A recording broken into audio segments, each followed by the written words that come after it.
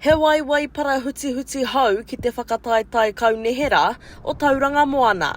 I am standing for the Welcome Bay Ward, which covers Maungatapu, Haerini, Ohauiti and Welcome Bay. He uri no ngā tipurau kua roa e mahi ana I te ao tai ao. I've got two little girls, born and raised in the ward that I'm standing for.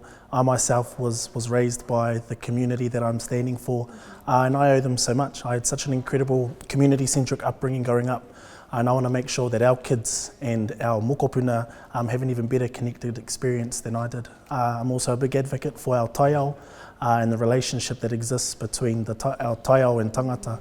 Ka whaiwāhi atu a Hautapu ki te pōti tuatahi ki te kaunihera o Tauranga I ngā tau e whā.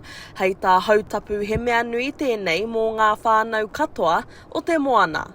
Based on all the door-knocking and conversations I've had with our community, there's actually a real genuine appetite by the moana towards local body politics here in Tauranga, because we haven't had democracy.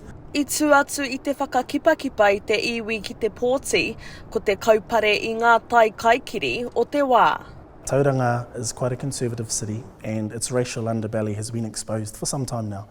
And my priority, as the name of Tauranga suggests, being safe anchorage, actually inspires my vision to ensure all people, regardless of who they are, where they come from, can anchor safely in our city and feel a sense of belonging and purpose. Hei te rua te kau o hurai ka ki te tātou kōwai ka hua ki ngā tūru kaunihera o Tauranga moana. Kira Williams, atu I te reo irirangi o moana, ma Aukaha.